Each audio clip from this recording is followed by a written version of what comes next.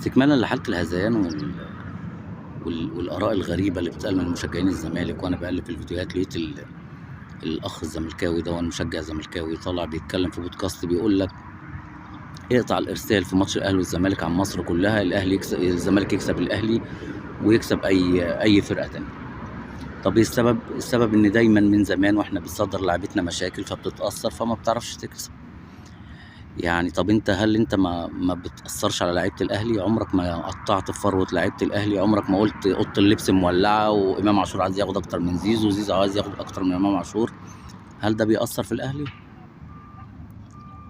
المشكلة في إن جدار الأهلي قوي ما بيتأثّرش، بيعرف يقفل على نَفْسه واللعيبة تقول زي ما تقول، مش مشكلة. إنّما أنت لعيبتك لعيب وإدارتك لعيبة هشة وإدارة هشة بتتأثّر بأي حد يتكلّم يقول أي حاجة. هل ده ذنب الأهلي؟ لأ طبعًا.